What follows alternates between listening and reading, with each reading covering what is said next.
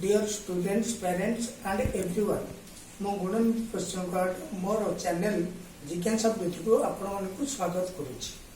आज मु नवोदय प्रवेशिका परीक्षा निमित्त उद्दिष्ट गणित विषय गुणनीयक और गुणितक उपर आलोचना करी। पूर्व आम आलोचना करी वर्तमान किसी आदर्श प्रश्नर समाधान करवा। एक नंबर प्रश्न होउची 15, 36 और 64 को केउं बृहत्तम संख्या द्वारा भाग कले भागशेष प्रत्येक क्षेत्र में एक रहिबो। एथिरु जना पडुची भाज्य निश्चय एक अधिक अछि, तेनु एक प्रथमे हमको वियोग करबा पड़िबो। तापर जो संख्या हेबो तार आमे गसागु नेबा। जेहेतु संख्या माने गसागु द्वारा विभाज्य, तबे गसागु ही निर्णीत संख्या है। तेणु आम एक लेखाएं वियोग करदे। 15 विजुक्त 1 समान 14, 36 विजुक्त 1 समान 35, 64 विजुक्त 1 समान 63। बर्तमान देखा 14, 35 एवं 63 एमानकर गसागु द्वारा विभाज्य। तेणु लिखा 14, 35 और 63 एमानकर गसागु द्वारा विभाज्य।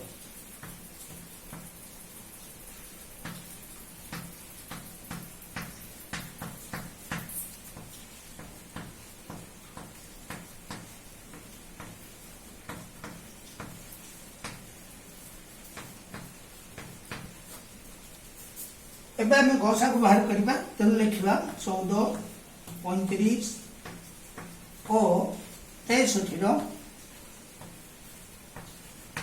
गसागु समान आम भाग प्रणाली करबा, कारण एथरे हमर समय बंचिबो। तेणु 63 हरण 35, 35 के 35, 13 5 गले 8, 5 3 गले 2, एठी आसला 35, 28 के 28, 7 एठी आसला 28, बर्तन 7 चौको 28। अतएव शेष भाजक है 7 एवं सबुठारु छोट संख्या अच्छी 14। यही शेष भाजक 7 द्वारा आम 14 को बाहर करवा। 7 दुगुणे 14, सर्वशेष भाजक है 7। तेणु निर्णीत संख्या 7। अतएव आम देखा 15, 36 और 64 को जदि आम पृथक पृथक भाव 7 द्वारा भाग करवा, निश्चित भाव में प्रत्येक क्षेत्र में एक भागशेष रहिबो। बर्तमान आम नंबर 2 रो समाधान करवा।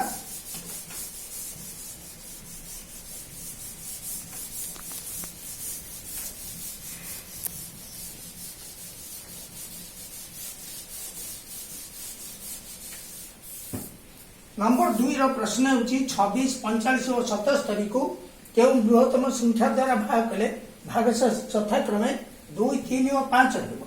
अर्थ 26 को भाग कले 2 भागशेष रहइबो, 45 को भाग कले 3 भागशेष रहइबो, 77 को भाग कले 5 भागशेष रहइबो।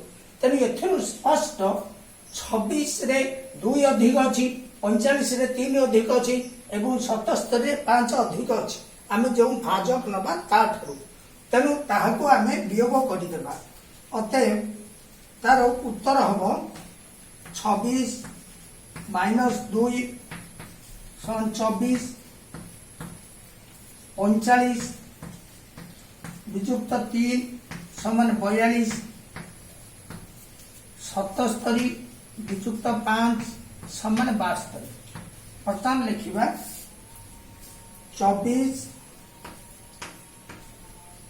42 और 72 एमानकर गसागु द्वारा विभाज्य।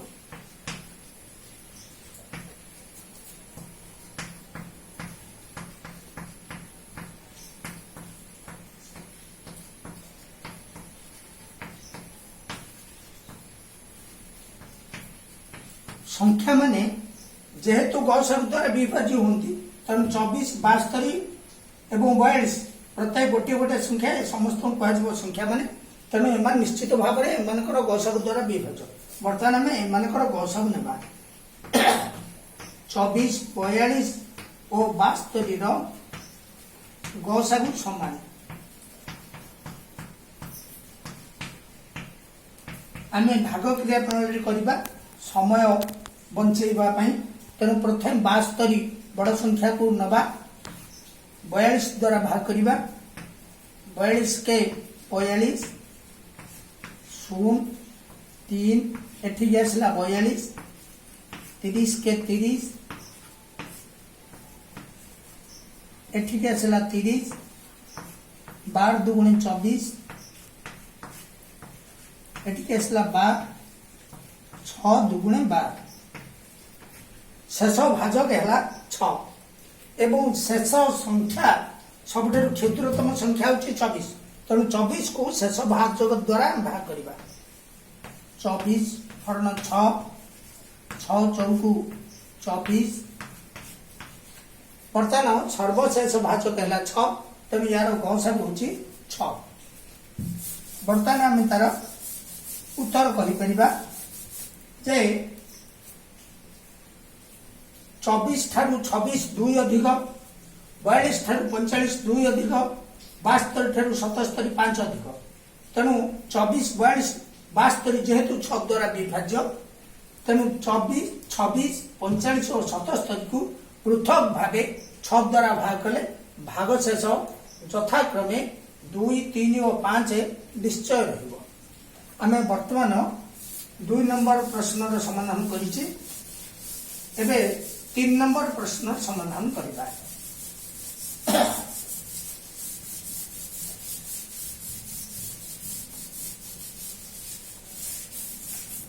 3 नंबर प्रश्न होछि केउ बृहत्तम संख्या द्वारा 86 182 और 290 को भाग कले भागशेष प्रत्येक क्षेत्र में समान रहिबो। एही परि प्रश्न थिले बड़ संख्या ता ठारू छोट संख्या को एवं से बड़ संख्या सबुठारु छोट संख्या को वियोग करवा एवं मध्यम संख्या सबुठारु छोट संख्या को वियोग करवा ताहापरे आमे समाधान करवा। अतएव 290 विजुक्त 182 समान 108 290 विजुक्त 86 समान 204 182 विजुक्त 86 समान 96। वर्तमान आम 108 86 एवं 108 204 एवं 96 गौसागु निर्णय करवा। लिखा 108 204 और 96 एमानकर गौसागु द्वारा विभाज्य।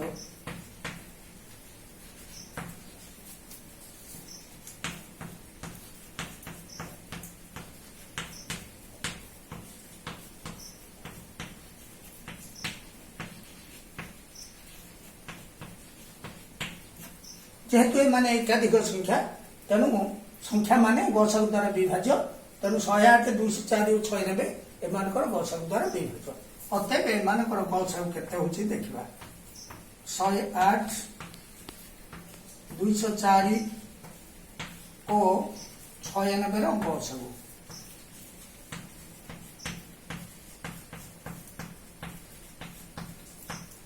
आमे सही भाग क्रिया प्रणाली रे समय कम करबा पई कसिबा। प्रथमे बड़ संख्या 204 को 108 द्वारा भाग करबा 108 के 108 14 8 गले 6 9 9 शून्य गले 9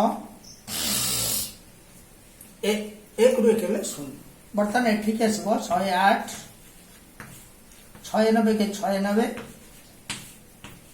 2 1 एठी के आसबो 96 12 अष्टा 96 शेष भाजक है 12 एवं आउ गोटे क्षुद्रतम संख्या अच्छी 96 से क्षुद्रतम संख्या को 96 द्वारा 12 द्वारा भाग करने को पड़ो 96 हरण 12 12 अष्टा 96 सर्वशेष भाजक है 12 सर्वशेष भाजक ही गस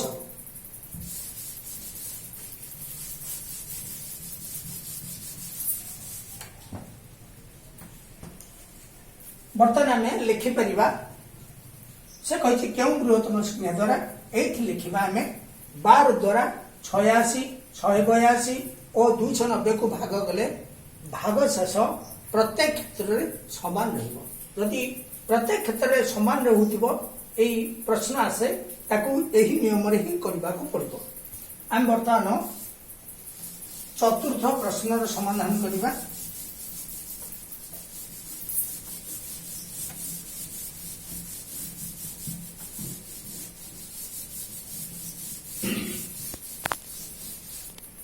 चतुर्थ प्रश्न होची क्यों बृहत्तम संख्या द्वारा 132 295 और 353 को भाग कले भाग से यथाक्रमे भाजक ठारू 3 5 और 7 कम रहिबो भाजक ठारू एति कम रहिबो अर्थ भाज्य निश्चित भाव में 3 5 7 कम अछि 132 3 कम अछि 295 5 कम अछि एवं 353 7 कम अछि तेणु कम थिबारु आमे से संख्या आने बर्तमान यही क्रमिक भागशेष गुड़ी को संख्या सहित जोग करवा तेणु लिखा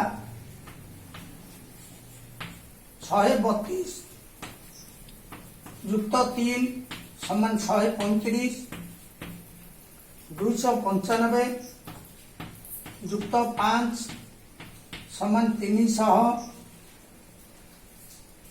353 युक्त 7 समान 360 बर्तमान आम देखा नूतन संख्या 135 300 एवं 360 एमाने निश्चित भाव में एमानकर गसागु द्वारा विभाज्य तेणु लिखा 135 300 और 360 एमानकर गसागु द्वारा विभाज्य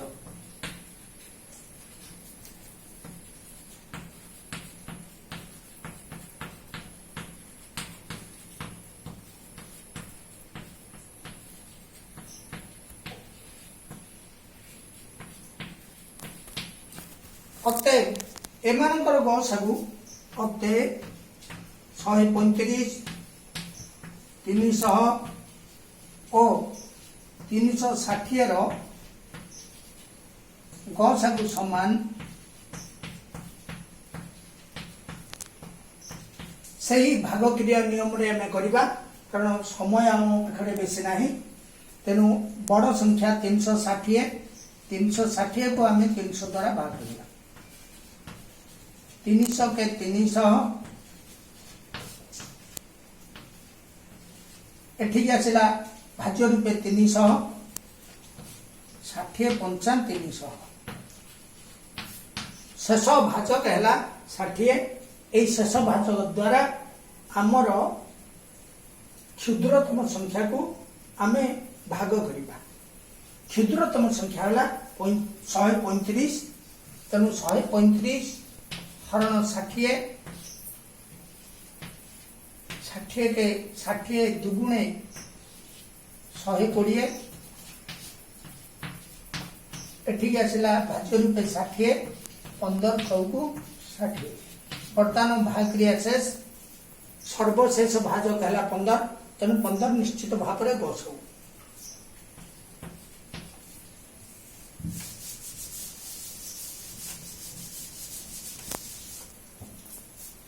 तेणु तार आम उत्तर लिखिपर 15 द्वारा 132 295 और 353 को भाग कले भाग से यथाक्रमे भाजक ठारू 3 5 और 7 कम रही मॉडेल प्रश्न थिले एही धारा रे ही तार समाधान करा जिवो। यदि आपण मानकर एई समाधान उपरे किछि बुझिबारे असुविधा होता है तबे एई नंबर रे मते जोगाजोग करिवे। आपन को शुभेच्छा जणै रहुछि।